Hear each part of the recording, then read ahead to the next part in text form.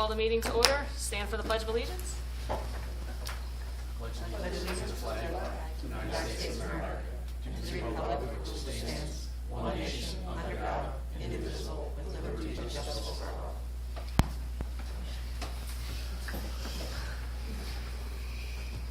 right, public notice of this meeting pursuant to the Open Meetings Act has been given by the Township Council in the following manner. Notifying the Township Clerk December 27, 2024, mailing notice to the Carrier Post Central Record Burlington County Times on December 27, 2024, posting notice on the official municipal bulletin board on December 27, 2024. Please place all phones on mute to alleviate the disruption of the meeting. Roll call, Terry. Mr. Kaufman? Here. Ms. Nunes? Yes. Mr. Simonsick? Yes. Mr. Zaradnik? Present. Mayor Talarico? Here. All right, we have an ordinance, second reading and public hearing. Ordinance number 2025-03, an ordinance of the Township of Maple Shade in Burlington County, New Jersey, authorizing the private sale of certain township-owned land no longer needed for public use to contiguous property owner, no, I said that wrong, Michael McClure, in accordance with the local lands and building law, NJSA 40A, semicolon 12-1. It's open to the public. Anybody from wishing to the public? Anybody? Want to come up and speak? Okay. Motion to close? So made. I'll second. Comments? All in favor? Aye. Motion to adopt? So made. Second. Comments? Roll call? Mr. Kaufman? Yes. Ms. Nunes? Yes. Mr. Simonsick? Yes. Mr. Zaradnik? Yes. Mayor Talarico? Yes. Ordinance number 2025-04, calendar year 2025 ordinance to exceed the municipal budget appropriation limits and to establish a cap bank, NJSA 40A, semicolon 4-41. It's also open to the public if anybody has anything. Nope. Seeing none, motion to close? So made. Second. Comments? All in favor? Aye. Motion to adopt? So made. Second. Comments? Roll call? Mr. Kaufman? Yes. Ms. Nunes? Yes. Mr. Simonsick? No. Mr. Zaradnik? Yes. Mayor Talarico? Yes. Resolution number 2025-R-89, a resolution to read budget by title only. Motion to approve? So made. Or do I have to read all Mayor, that? you do have to read that whole, I'm sorry. Sorry. For the budget, you have to. Okay.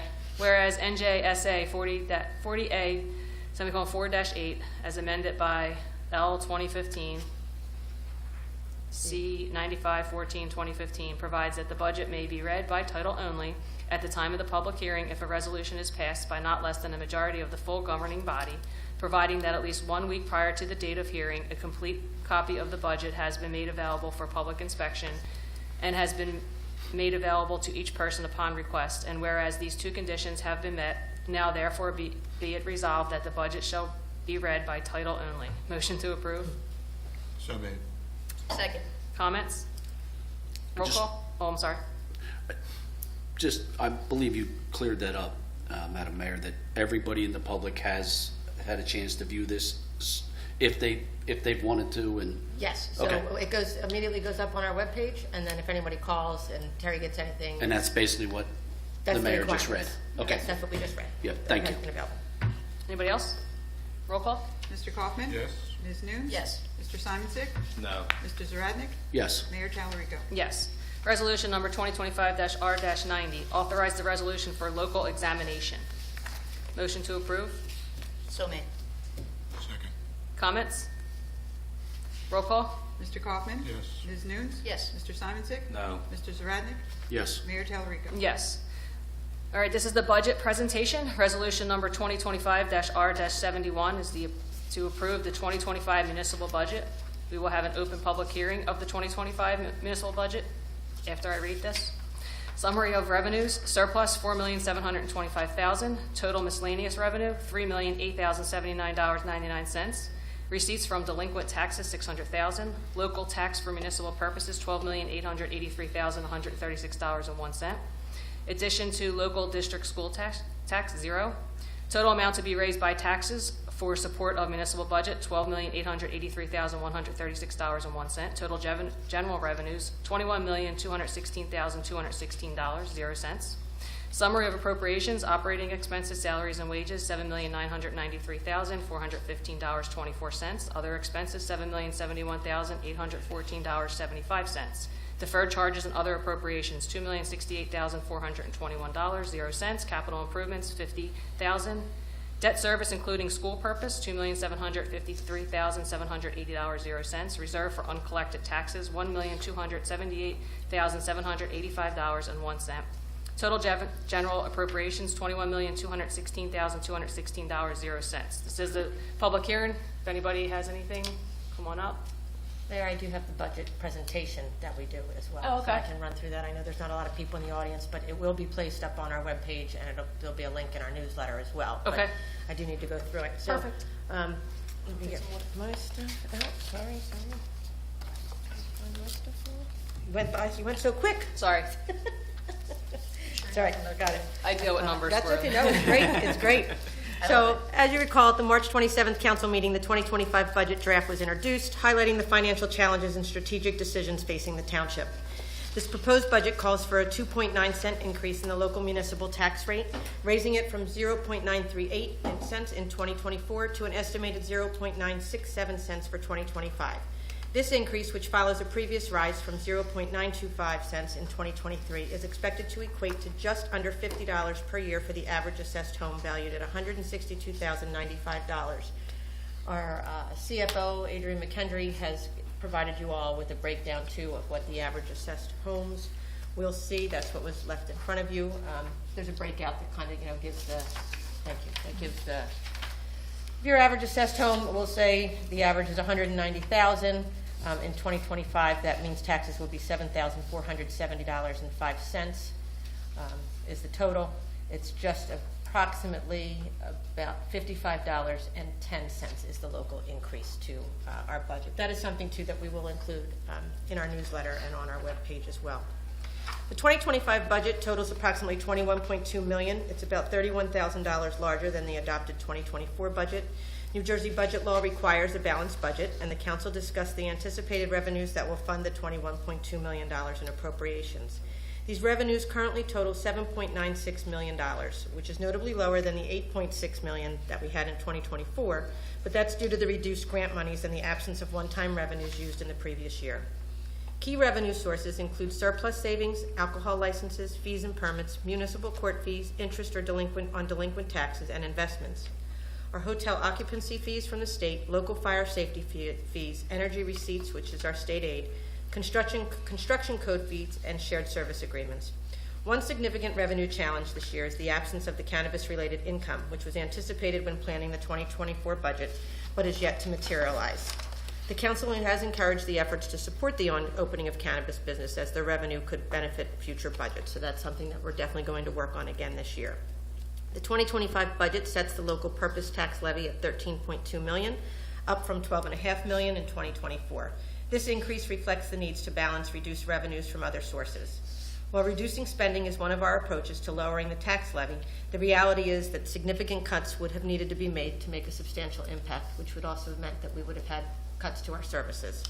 To reduce the local tax burden, our focus continues to and remains on increasing sustainable revenue sources rather than relying solely on spending cuts. Tonight is our public hearing on this year's budget, which is what the mayor has just read. And our presentation here will just give a quick breakdown. I'll go through it quickly, because I know everybody gets tired of seeing this stuff. But this is the 2025 tax rate allocation. You'll see the Maple Shade School District is 62.7%. That's represented in the blue here.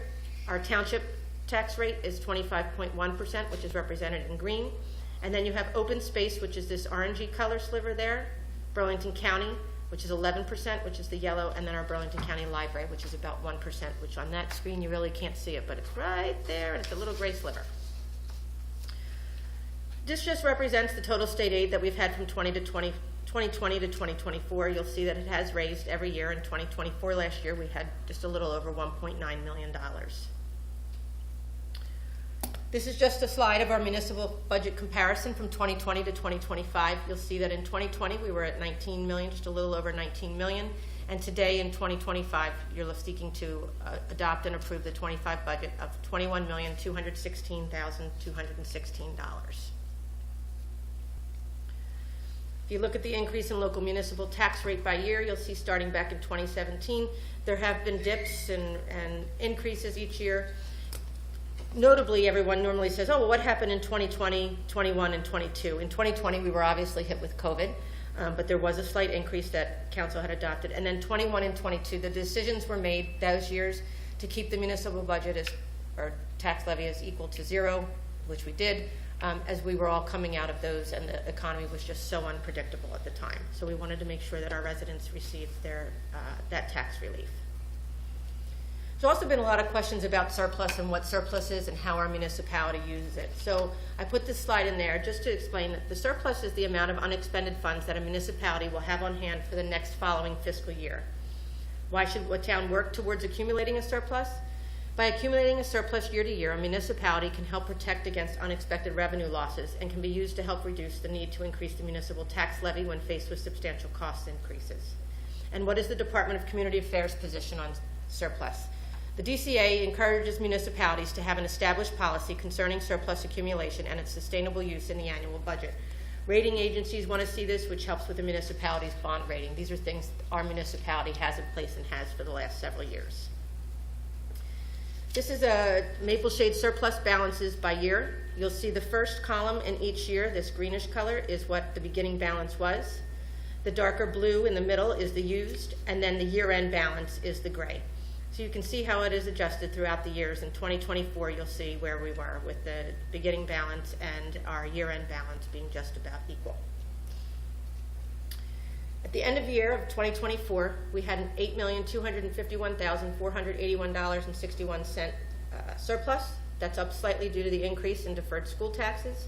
We've used some of that surplus to offset our tax increase to our residents. And why not use the surplus for infrastructure? This is a big question that we've gotten over the years. And basically, because once it's used, it's gone. You're never going to get it back. So we've tried to use the surplus to offset taxes and provide new programs, such as the rental registration inspection program, hopefully with cannabis, the reassumption of the fire marshal's office, our recreation programs, all to increase revenues, which replenish this surplus. Our road programs, we've really focused on doing NJDOT grant funding annually, so that helps as well. We've also done comparisons by town at the end of the year. Unfortunately for 2024, I haven't been able to get the other towns, but I will before I put these slides up online. You can see that our surplus is just around, it hovers around our other towns neighboring to us, Morse Towns, Delran, Burlington Townships. Mind you, these towns are all, they're different from Maple Shade as well, but everyone is about in the same boat. So you can see how those numbers change from year to year. So this is our 2025 budgeted revenues. You'll see that 60.7% is to be raised by taxation. That's this yellow portion here. We have surplus of 22.2%. We have shared services agreement of 1.8%, local revenues of 2.6%, and then state aid, uniform construction fees, grants, receipts from delinquent taxes, and other make up the rest of those budgeted revenues. This slide just gives you the breakout, just shows you what those actual dollar amounts are. So almost 12.9 million will be raised by taxation. Surplus we're using is 4.725. State aid we're looking at 1.73, and then local revenues, shared services, delinquent taxes, and our grants and other all get our total budgeted revenues to the 21,216,216. This is just another slide that just shows how our monies our budgeted appropriations are being used. Largest portion, which is probably no surprise to anybody, is public safety at 29.8%, our insurances at 9.6%, public works at 9.3%, statutory expenses, uniform construction code, parks and recreation, general administration government, that's all of your administrative staff, 6.7%, shared services, landfill, solid waste at 7.2%. And again, this slide too will just shows the breakdown that our public safety department, just a little over 6.3 million. Capital and debt services, we're at 2.8. Our public works department, trash and maintenance, just under 2 million. Insurances, over 2 million. Statutory expenditures, which are our pension, Social Security, just over 2 million. So this really gives a breakout of where those appropriations are being spent. And then this slide basically is one of the last. It just gives versus where we are in 2025 versus 2024. So in 2025, which is this first column, looking at 6.3 million in public safety, that's a little bit of a just over $154,000 difference from last year. Our capital debt service also is being reduced this year. Public Works, we're increasing a little bit. You're going to find the big increases in our insurance and our statutory debt insurance at, we're just over 181,000 increase from last year, and our statutory debt of 76,000. I will tell you that I have already started conversations about health insurance. That's something that we can control, but we can't control. So we are looking at that. I won't be able to really get any numbers until June. I need 6 months worth of our experience rating to be able to get new rates. So that's what we're waiting for. And then again, you can just see the differences in the reserve for uncollected taxes, our general government administration, our shared services, UCC, court, parks, land use, and other miscellaneous. So that's a breakdown. And again, all this information will be available to the residents. They'll be able to see this slideshow presentation. It'll be up for everyone to see. That's it. That's all I have. Thank you. Thank you. Does anybody from the public have any questions on the budget? Seeing none, like a motion to close the public hearing? So made. Second. Comments on the motion? All in favor? Aye. Aye. Motion to adopt? So made. Second. Comments on the motion? Roll call? Mr. Kaufman? Yes. Ms. News? Yes. Mr. Simonsick? No. Mr. Zaradnik? Yes. Mayor Talarico? Yes. Okay, this is the public portion for the consent agenda items only. If anybody from the public wishes to speak on anything on the consent agenda, please come up, state your name, address for the record. Okay, seeing none, motion to close. So made. I'll second. All in favor? Aye. Okay, the consent agenda, I will do in bulk. Resolution number 2025-R-91 through Resolution 2025-R-93. Motion to approve the consent agenda. So made. Second. Comments? Roll call? Mr. Kaufman? Yes. Ms. News? Yes. Mr. Simonsick? Yes. Mr. Zaradnik? Yes. Mayor Talarico? Yes. Okay, approval of the expenditure list? Thank you. Current fund bill list, $269,670.77. Utility fund bill list, $5,003,361.01. Capital fund bill list, $112,014. And our trust fund, $8,152.57. I have reviewed the above bill list as submitted and recommend payment when funds are available. Thank you. Motion to approve? I'll make that motion. Second? Second. I'm sorry, comments? Roll call? Mr. Kaufman? Yes. Ms. News? Yes. Mr. Simonsick? Yes. Mr. Zaradnik? Yes. Mayor Talarico? Yes. All right, this is now the public portion. Anybody from the public wishing to come up, please state your name and address for the record. Seeing none, motion to close? So made. Second. All in favor? Aye. All right, moving over to staff and professional comments. We'll start down here. Ms. McDowell? Nothing, thank you. Mr. Simonsick? Nothing at this time. Mr. Zaradnik? Councilman? No, I have, the only thing I'd just like to say, the football carnival's coming up next week. I hope they have good weather, and hope everybody had a good Easter. So What is the actual date on that? I've been starts Tuesday. Tuesday. The 29th 29th, okay. to Saturday. Councilman Cole? Great. Just thank everybody that attended the Rotary Pancake Breakfast. It was a big hit. We made, all the numbers aren't in yet, but it looks like we have made about $11,000 on that Nice. Nice. event. Awesome. So that goes all to the schools for scholarships and what have you. The other thing I can say is that in walking in Collins Lane Park, I noticed that there was a lot of graffiti on the lights, but then I noticed somebody took it all off, so I guess the guys saw it and Yeah, they so, got rid of it. yeah, we have police that monitor it, so they have been noticing it, and DPW will go out the next Took it day. off. Yeah, it's, that's the balance there, we wanted to do nice lighting, and now we get the graffiti, so. So, Okay, you're up. I just have condolences to Cheryl Roberts and the Siskowski family on the passing of Art Sislowski, which is a good friend and neighbor of mine. So I'm sure everybody knows him because he's a shader and has been an icon in town with a lot of the businesses. And just a thought for that family. And that's all I have. Okay, thank you. Nothing, thank you. Susan? That'll be nice. All right. The only thing I have is the townwide yard sale is this weekend. Hopefully it doesn't rain. And the improv comedy class is tomorrow from 12:30 to 2:30 up here. And that's all I have. Everybody have a great weekend. Moving over to old business. Operations. Great, thank you. I have some old business. Okay, you want to go first? Sure. The nursing home status, has the appraiser gotten back to you yet with any information on the nursing home? So Mr. McHale is on vacation right now. I spoke with his associate this afternoon. I'll have the report next week. The report is done. It just needs to be signed. Okay, and then the other thing, the Aces Field project, I don't know what the contractor is doing. The project to me seems to be lagging on for one thing. I know that there's been some change orders, but if we're going to make contractors do certain things in this town, everybody needs to do the same thing. Those contractors are out there with no flags, no cones, no road signs, no nothing, doing road construction, doing that project. And again, if something happens, we're going to get sued for it because we got the deepest pockets.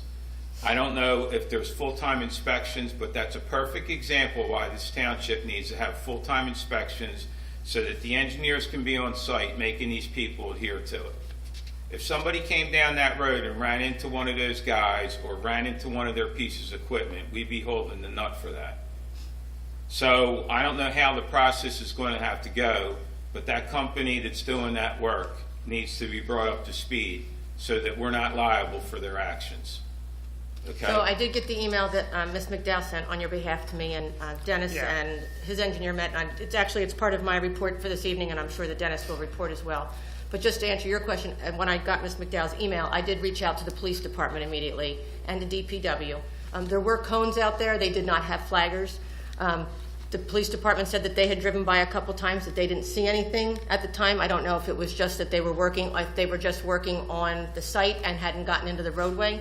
However, the result of our meeting yesterday, is that tomorrow and next week, the police department will be out there. Well, So- just for the record, and I'm bringing this up publicly so we don't have any problems in the future for the township itself.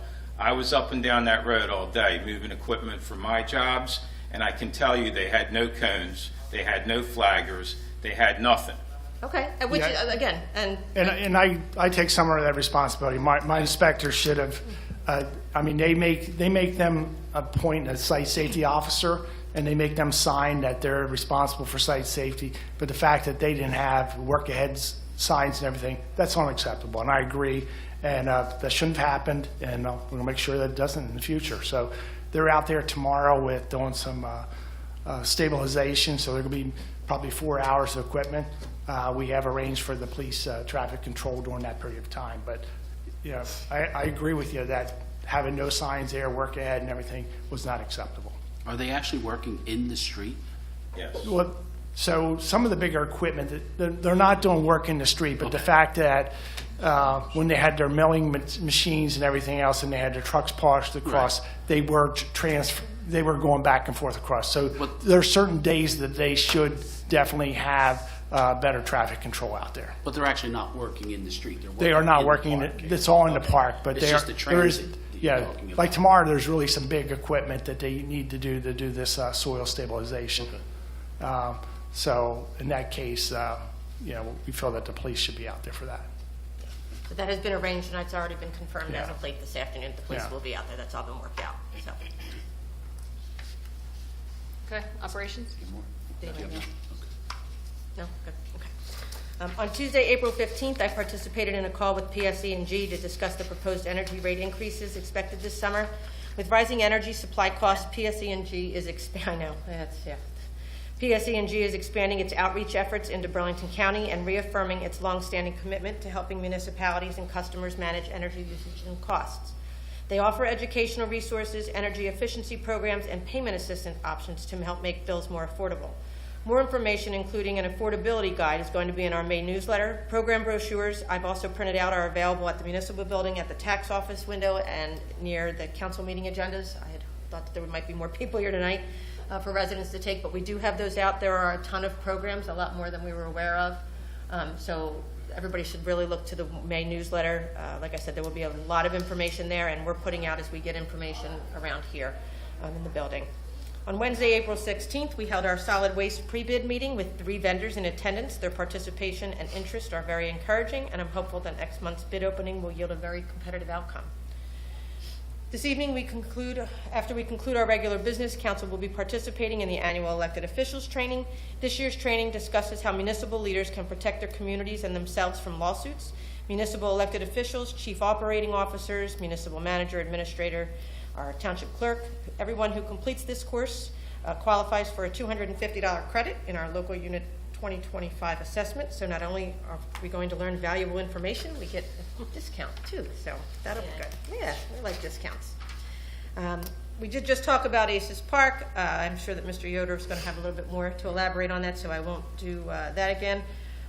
But I do want to thank Dennis. I know you're going to talk about the stabilization, and I know that the first quote that we got yesterday was jaw-dropping. So you guys worked hard to really knock them down, and we were able to get the quote to come in $20,000 less. So Oh, wow. we have authorized that change order to go ahead. And again, thank you for your cost-conscious approach. I know Annie was a little bit surprised when my face turned 5 shades of red. So. Over the past several weeks, the township has been working closely with our planning and zoning engineer, Fred Turek, to address safety concerns at the RPM construction site. These concerns came to a head last Wednesday when the county conducted a site visit to review existing traffic control plan. It was determined that during that visit that the plan that was previously approved by the county was not being properly followed and did not meet the required safety standards under the MUTCD guidelines. So to promptly resolve that issue, I convened a meeting earlier today with all of the parties. And as a result, RPM is now required to revise their traffic control plan. The revised plan could include the temporary closure or portions of Lippincott Avenue while work is completed on the portion of that site. Just want to make everyone aware that it was addressed that the safety of our pedestrians and our drivers and our community members are remaining our top priority over there. So the contractor was advised that he needs to work closely with the police department, county, and planning engineer to ensure that any changes implemented are safe and communicated clearly to the public. At the same time, we're fully aware of how this construction is it will impact the nearby businesses and the residents, so we are making sure that those notices get out as well so that we can minimize the disruption to everyone as much as possible. Today, our police department celebrated Bring Your Child to Work Day. I'm sure that Chief Fletcher is going to announce more at the next, so I will not steal his thunder, but all I know is that I want to be a kid with a parent in the MSPD because there was pizza and moon bounces and ice cream. And I would take that kind of work day any day. So, and lastly, as the mayor had mentioned, that this weekend is our annual townwide yard sale. Mother Nature is playing some games on us, so what we decided was that 2 days are better than 1. So we will have the annual yard sale on Saturday and Sunday. Residents can shop on both days. Those that are involved took to it very nicely. They were excited. So some had stated that they were going out rain or shine. Others had said, heck no, I want the sunshine only. So that's why we decided on both days. And then, of course, next week, our townwide event is, this annual event this weekend is followed up with our annual household cleanup day. Residents can dispose of their unwanted bulky items at the DPW yard Wednesday through Saturday. But as a reminder, please, no commercial vehicles, as they will not be permitted, and we cannot accept cinder block, bricks, or concrete. That's it. Okay, thank you. Engineers report. Okay, I'm You're gonna run through these projects, hopefully not be too long. The first 3 projects on the list are all state aid projects that we get funding through the state gas tax and so forth for that. And obviously this year there's a new application in, and Lima should be handling that. We are receiving bids on May 1st for East Front and Alexander, so we should have an award for that in May. The other 2 projects were just submitted up to the state. They have to go through the DOT review process. I do want to note that on North Terrace, the water main's in poor condition, so I've talked to Susan briefly that we were supposed to do North Pine as a capital project. We're probably going to flip out North Pine and address North Terrace because, so I will get a proposal in for that. I don't know if that's money will be appropriated to all the budgets or through the process, but we have to October of next year to award that project. But I think we should do the water main in advance of that work. Yoakum School, bids have been received. There's like $97,000. That's going to be an agenda in May for award. and we're hoping to do that this summer while the school's out. Municipal building, there was a lot of the DOT compliance issues that, you know, it's an older building, to bring it up to code. We're probably at 90% design documents. We've been working with the Chief Fletcher on that. And now there's a meeting on May 5th where we have to meet with the Department of Corrections. They're going to get a chance to look at that, and then they'll be able to tell us, yes, you're in compliance now if you do these improvements. And hopefully we'll be bidding that project later this summer. Aces Park's been a lot of fun. We did when they removed the basketball court, and we went out there, and the ground is pumping. And if we go back, it's a $275,000 project. Half of it is, a portion of it is grant. We thought about just getting rid of the basketball court and saving the money, but since it's a grant application, we don't want to change the program. We had our geotech engineer come out and look at two different options to deal with the sub base. Because if we go back on that existing base, you're going to have a nice course for 5 years, and that's not the goal. So if we go in there, got prices for putting in 12 inches of stone, doing undercutting and putting fabric, and they came in over $50,000. So then we went back and looked at concrete stabilization, and we were able to negotiate it down to we're probably more in the $30,000, $35,000 range when we get done with that. But it's going to give you a better court, and it's going to be something that's going to last a lot longer than if we just try to go back there with existing conditions. And Dennis, that's because there was nothing in the original court too, right? That's correct. correct. That there was Yeah, nothing that's there. part of the So- reason it was broken up the way it is. Hindsight, knowing Maple Shade, maybe should have had that stabilization in there in the bid originally. So, but it's a lesson learned from my standpoint. So you're proposing modified base to be put in there? Yeah, so it's a cement mixture that they go in there and pulverize and mix in there, and that is actually, I like it. It's better and more enduring than even the stone fabric option, and it came in cheaper. We thought it would come in more expensive for that option. Recycled. Yeah. It does pack a lot better too, so- and it's porous. Yeah, and they do a pretty good job with the machine. The machines that they use are, like $2 million worth of equipment that they're going to be using out there tomorrow to do this project. So that's ongoing. The basketball equipment or the lead time on that. So we're hoping that comes in June and we finish this project out here early summer. Obviously, it's been always a safety issue. The fencing comes down. We're always fighting with the contractor to maintain a safe work site. So that's going to be going on for another month or so here until we get it completed. Stormwater, we have a May 1st submission. The township's storm sewer mapping was not, so we did the best we can to make this deadline, and we're going to be submitting that application. And we have enough there to be in compliance with this initial GIS MS4. But there are some other places that these maps are going to be ongoing that you're going to have to do some additional updates in the future.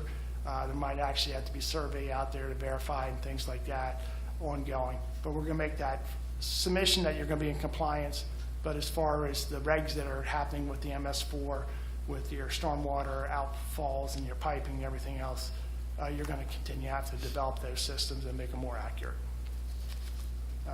We're doing some stormwater analysis out on East Grandwell Avenue in South Maple. There's been a flooding issue there. We should be getting a report completed on that. And that's pretty much it on the municipal side and Parks and Rec side. As far as water wastewater, we have till 2029 to remove lead service lines in the township. We have an NJIB application. They've had it for quite a while. We've been pushing them. We put bid dates up for them that we'd like to have this project advertised, and we receive bids on June 3rd. We'll see if we can get our authorization to advertise for that.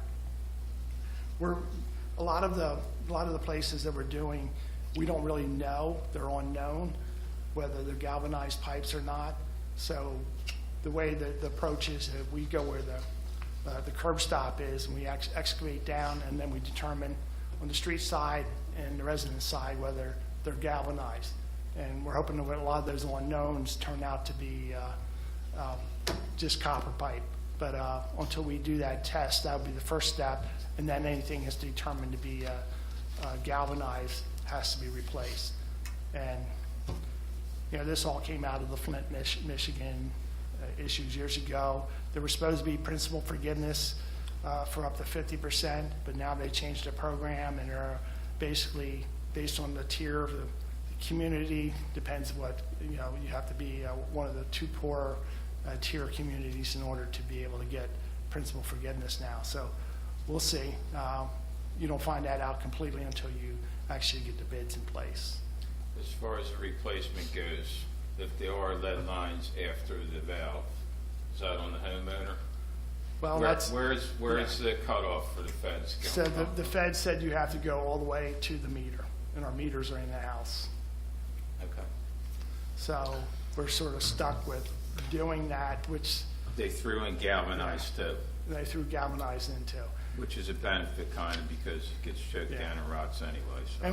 And we're in compliance with our lead and copper. I mean, we've done there's testing you have to do every year where you have to do selected residents and go out there and actually test your water to make sure that there's not lead contact. And, you know, we're in compliance. You have to be, when you do that testing, you have to be over, it's 95% of their homes have to be in compliance for you not to be put into some kind of program. And we've always been in compliance. So we haven't had an issue. We're probably 250 homes that we're uncertain about, and so we're a lot less than a lot of the communities, but it comes out to be I think you're looking at 15,000 per home that you have to do this. So is there any database from the water department with potential, I mean, because it gets costly to dig to find out what's down there at Yeah. some point in time, I mean, Yeah, so we did a meter replacement program. right. And when we did that meter replacement program, we knew this was coming. And when we got into homes, we actually identified the best we could, wherever we could identify. So that really saved us as far as getting our list of knowns and unknowns down to smaller amounts. We have sent notices out to some the homeowners we don't know about, but some complied and responded, and our list has gone down over time. So when we started this whole process, we definitely had a larger list. So there'll be less exploratory Yes. at the end. Yeah. Okay. And the initial cut the list down in exploratory half, is right? is Something like probably a $2,000 effort there, going down, and hopefully we get a good contractor, because now you're dealing with residents going on, so that's another issue too. So How many definites did we have? How What's many definite lead? the houses? definites, I should know that offhand. Yeah, It's at least 150. Okay, Yes. last I remember it was like 174, Yeah. that's the number Okay, that, all right. yeah. So And some of them did take care of things. Okay. But we were able to cut that list down. I know the list originally started Yes. at over 400 homes. Yeah, yeah. So, I was just trying to get the most recent number. yeah. Yeah, and as we've done some of these streets and everything, we've eliminated a few more and everything, so this has been going down. Yeah.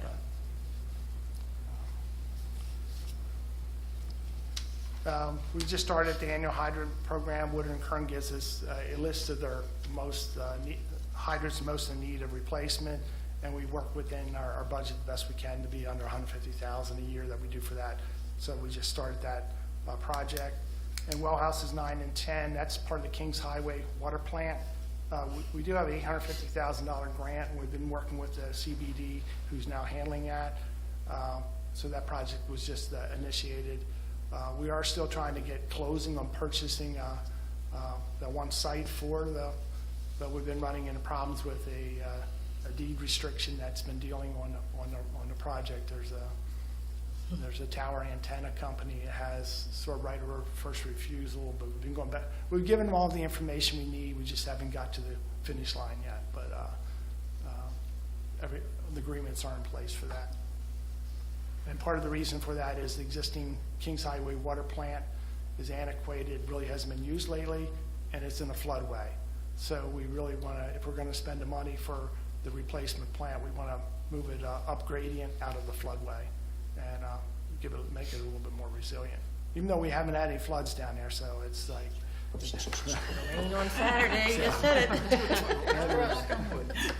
So, Projects in construction. Tonight, we're doing the tie-in out on Route 73 for the Main Street Force Main first part. Again, that's been a journey with Earl Construction. But hopefully, we had to add a line stop to give them control because half the flow to in the town goes through that pump station that we're dealing with. So that's scheduled to start at 8 o'clock this evening, and we'll be running through the night. We have to do it in the off hours just because the lower flows. We still have to have like 6 trucks there for hauling. We have given notice to the residents near the wastewater plant because there is traffic now going in at night along that street. Two other projects in construction, Rose Avenue water main replacement and Main Street sewer. Those are scheduled for construction in May and July, and hopefully they'll be starting soon. Well 12, we had a hole in it's one of our main wells. It's our workhorse well, and there was a hole in it, and we had gravel filling into the bottom of the well, so we had to airlift that out. We got approval from the state, and actually the liner went in earlier this week. We ran a little problem. We couldn't get it down as far as we wanted. We're putting a 12-inch insert well inside the existing 8-inch casing. And I don't know, just the alignment of the well, when you're down 450 feet, we couldn't get it down the last 9 feet. So instead of having 50-foot of screen, we're going to end up with having 41-foot of effective screen, which I think we're still going to be okay. We're starting the development process on Monday, where we go in there, put energy in there, and we get everything to settle, and then we'll do a pump test, and we'll have a better idea of the results, what we're going to have out of the well. Originally, we were able to pump it at 1250 gallons per minute. That's the size of the pump. We may reduce it down to 1,000 gallons per minute, and we should be okay with that if we do that. But we'll know better next week. And the only other thing, just bringing out the emergent contaminants, the PFAS. We do have PFAS in one of our wells there on Main Street. That's the current levels, maximum contaminant levels are 12 parts per million or 13 parts per million, depending on which component you have. But the new regs are going to go in effect in 2029 are 4 parts, and one of our wells is right at that limit, and we do need all of our wells. So we may have to add a carbon filtration at that plant in the future, but that's going to be a little bit more expensive project that would have to go through the I-Bank for funding. But we probably should think about budgeting that and starting that soon, because everybody's going to have to meet that timeline. And Any grant money out there? Any grant? so we have applied for. There's a ton of lawsuits, and there's already been judgments for 3M, DuPont. Right. There's about 3 other ones in there. So we have tracked. We've submitted for those. We've been tracking that a long time. Yeah. Well. We've been tracking that a long time. Yeah. So it's still going. The money hasn't been Yeah. distributed. Yeah. I hope it doesn't go all to the lawyers. But so there is some big settlements out there, how that's going to be distributed, and whether that's going to be for the actual construction or the payment of the treatment over time is still uncertain. But that's, It is what it is. yeah. We tried to get money for those wells too when Morristown was having problems with Right. TCP. Right. And unfortunately, we were told we were getting spill fund money and everything else. But then at the end of the day, they said you have to have a violation, and we're right at we're at that acceptable limit. We would have liked to treat. We actually had the plant ready to go, but they wouldn't fund it because we weren't in violation. So it's like, anyway. You don't want to be, but you want to be. I know, it's like, Thank you.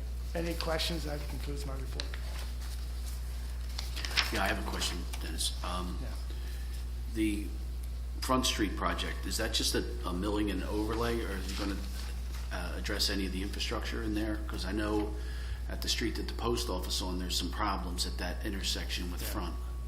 So as far as I know, it's just a mill and overlay project. I know there's some curb and sidewalk with it, but I'd have to look at it and see what was all in the original DOT grant. But I do have drawings, if you want to see them, I can get a copy to you.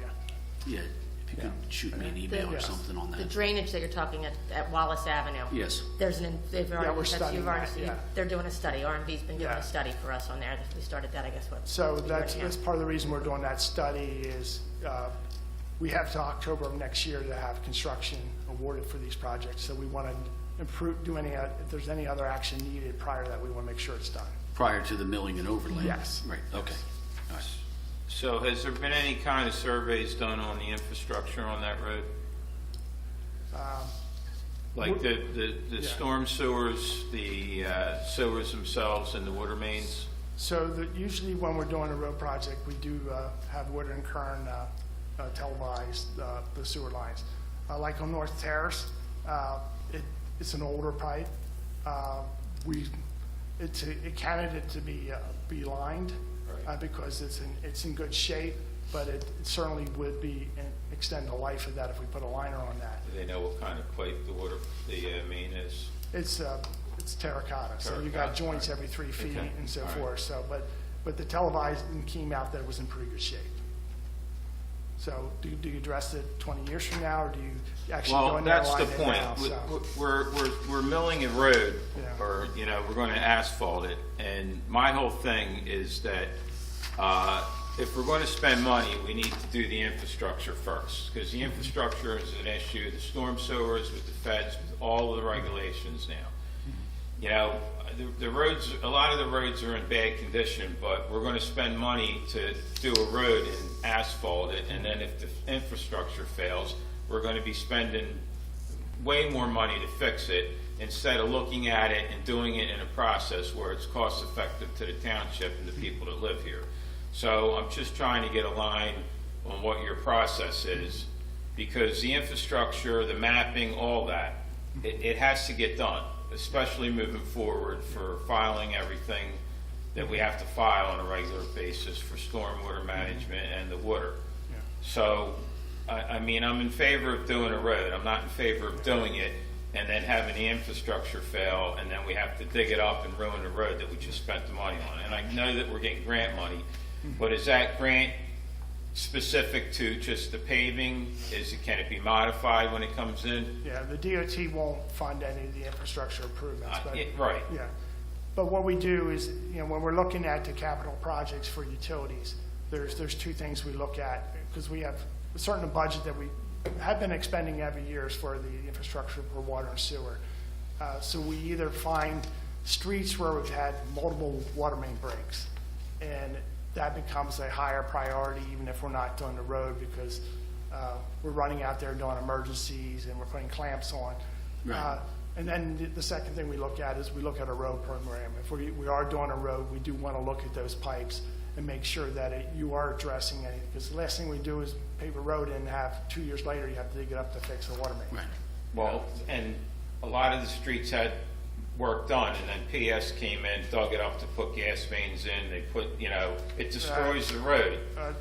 And my point being is that I want to get some kind of program in place that we're not wasting the township money, that the roads are getting fixed, and they're going to last 50 to 100 years and have what they need, and aesthetics. Yeah. And I've seen PSE&G come in too, and they do their small trench. They don't think they have a big issue, and you go out there 2 years later, and they're sunk. They have little sunk trenches everywhere. Fort Planning Road, Yeah. from Mill Yeah. down to Rudder Road. So That's I don't a know. perfect example. I don't know if there's a way we can make them bond longer or anything, but it's certainly that they have not. Something that we've brought up with Karen Fryer, who is our rep here, and we've spoken to her several times because that happened on a couple of the roadways that the township did as miscellaneous road projects. Like every year, we reach out to PSE&G and say, hey, do you have anything going? And they reach out to us and say, do you have any projects going?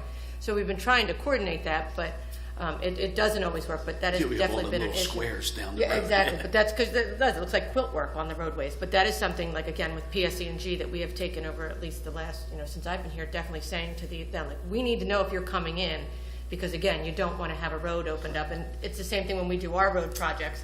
We coordinate with Dennis, doesn't matter who the engineer, last year was a little bit easier because you were doing both, but we coordinate between the engineers to say, okay, you're going to do this road project, but you need to coordinate with R&V and the Woodard and Curran to let us know what the infrastructure is before we even yeah. choose that road. Yeah. They know where their problems are. Yeah. So they need to identify the problems in this town and work with the engineers so that we can put this all together. Yeah. Because they, you know, just like Fort Landing Road, they didn't have the money in the budget, and then a year later, they trenched the road and destroyed it. Right. And that was money that we spent to do the road. We didn't get any money for that road, I don't think, at that point in time.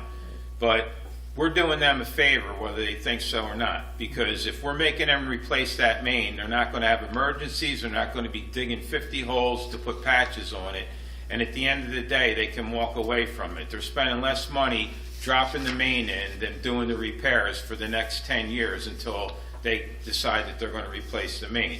So I don't know if there's anything legally that we can do or make ordinances in this town, but we need to get them to understand that we're serious about our road programs and our infrastructure Right. and hold them accountable. So that's why we have the road moratorium, and I think that's what we probably maybe want to look at that again, just to make sure that that moratorium is in place, and that, again, these companies coming in know that you're not going to do it now when we're opening the road, or you're not doing it at all, so, I know The Comcast- problem is it's gas, so if we tell them and there's a leak, they have to fix do it, it.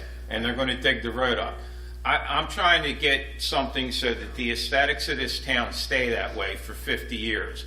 Because every time a road's done in this town, they wind up trenching it to put a sewer repair in it. We have to think ahead and spend the money wisely and do everything at one time, and then the road can stay like that. We don't have to worry about it being cut open. We don't have to worry about the sidewalks being turned up. It's just done, and it's good for another 50 years, another 70 Yep. years. But the moratorium in my last town, what we had that if they were opening up a certain portion of the roadway, they had to come back in and they had to repair more than, like, it wasn't just that section, they would have had to do half the roadway, like, there were That's what I parameters in mean. there, We and need that's to what. do ordinances and make them understand. If you trench that road, you're fixing it from the center of the road out to the curb, Right, period. You're going to mill it and redo it. yeah, Nothing personal. Any engineer that says it's just as good with a patch is not a good engineer. doesn't look nice. So, we can look at Nothing that. personal does. We'll look at the road moratorium, and maybe if it needs to be tweaked, we'll tweak. I know it needs to be tweaked, so. We need to have the engineers go through the town with everything so that we can make a program up and systematically start picking the roads and doing them 100% and moving on with them.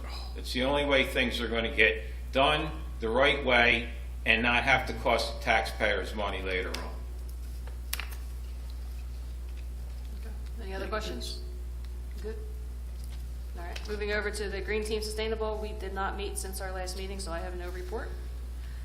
Moving over to new business. I don't see any. Does anybody else have anything? I have new business. Okay. One of the things that I was talking to the engineers about was the specs. Right now, the township has a 4,000-pound concrete for doing the curbs and sidewalks. We need to up that to 5,000 pounds for new road construction. If somebody's replacing something in the town or fixing it, it can stay like that, and if we're eventually going to dig it up, it can get changed. But when we're having road designs done now, we need to take that to a 5,000-pound PSI.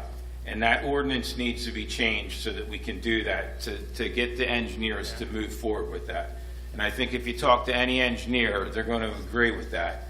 The longevity of the concrete is a lot better, and it lasts a heck of a lot longer. And the amount of money you're spending to have that little bit of strength increase is minimal in the grand scheme of things. Okay. So I'm proposing that we, Yeah, it's your ordinance currently shows it as 4,000. Now, the DOT probably won't, maybe we'll have to just do that as something later on, because the grant projects, they do with the 4,000. Now, if it's a bridge, you have your 5,000 for any kind of concrete structure for bridges and stuff like that. But I agree, it's a stronger concrete, it's gonna be more durable, but I'm not sure how we get around the DOT part of that, but they have the specs for that in the state specs on the highway.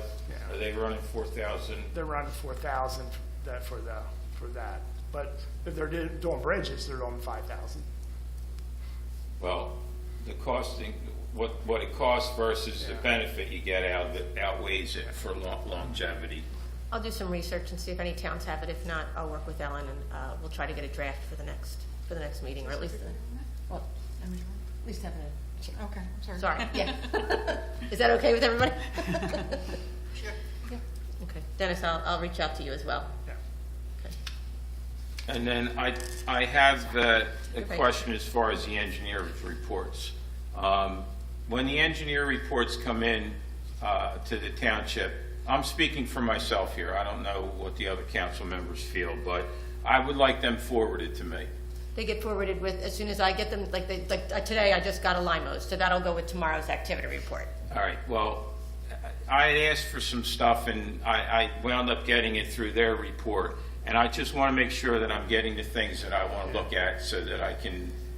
They have all been forwarded. I know what you're asking. All right. I have forwarded Okay. everything that And we the received. activities I try to reports, get mine is it- out the It's first either week. comes with the activity report, or if my activity report has already gone out, or if it's something that we're not going to meet, then, like this one with Dennis was one that I knew he was coming, so. I know some of this stuff is coming over from other years, but I personally want to get involved in all this for the township. Sure. So, my background, I know what I'm talking about. I know I can work with the engineers, all of them in this town, and I want to be informed about it. That's all I'm asking. And then the last thing was the Main Street building that's being put up. The inspection reports. I'm hearing a lot of things from different people in town, whether they're true or not, I don't know. But I want to look at the inspection reports. I want anything that has to do with that building. I know what the inspection schedules are, but I want the reports. I want to be able to read them and look at them and see that they're being done and what the comments are on them. Because a building that size can't be being put up and not have comments of things that have to be. Look, that building is worrying me because it's going to become a liability to us if the things that are happening in that building are true. There's a contractor from up North Jersey coming in here doing it, and if they're getting carte blanche to do stuff, that's going to be a problem that we're going to be left holding the bag later on. Well, I don't think that they're getting carte blanche. And I didn't say they were. I said if they were. I'm not sure that I can just give those reports, but I will double check and I will ask. I'm not sure that's something that can just be provided. I've never had that request before because I think it's not a general request, but I will find that out and I will. if we I can think get that them, I'm entitled to that as a council member with the township doing business with them. Well, we're not doing business. It's not our project. So that's It's the only not, part. but It's a it was- private project. So it would be no different than you being able to review, and I don't know, I'm going to ask, and if I can, I will get them for you without a doubt. That's not a problem. Anything else? Yeah, I have one other question about the resolutions and the ordinances that have been being done since the beginning of the year. I just want to know who's writing those ordinances and those resolutions. Just the name. The ordinances get done by Ms. McDowell when we have those. And the resolutions, so long as they are generic resolutions, they're ones that we've used, they're normally just consent agendas, are ones that are in our repertoire, and that's why they go out, or not our repertoire, in our, Well, this our- is my in our- personal opinion. Nobody that works in this building is a lawyer. She's our solicitor. And I know that the comment was made that, she can look at them before the meeting and approve them or disapprove them. But somewhere along the line, I think those things are going to catch up with this town. We have a solicitor, the old solicitor wrote those things and billed for them. So at this point, I'm making a suggestion that our solicitor does all the work for the resolutions and the ordinances, because that way it covers us. well, the ordinances she does do. Those are things that we do not write. If we have an ordinance, there'll be things that we mark up and send them over. The resolutions, they are typically done by the township clerk, and again, they are sent over the Friday before to have, if there's any questions that need to be done. The resolutions that we've done up until this point are ones that have been done for years, have been ones that have been used by other towns too, to kind of see what the wording, some of the resolutions we get come directly from the state. So, and those wordings have, and those Again, I'm things have to be speaking for done. myself. I don't know how the rest of the board feels, Yep. but that's my That would be a personal council opinion. decision. But we do have, I mean, that's what your township clerk is here for too. That's what they get taught to do. That's the way it should be done. I mean, again, everybody gets a chance to review them, but And if there's any questions, they definitely can be asked, or if they need to be tweaked, they definitely can be tweaked. That's why they go out ahead of time.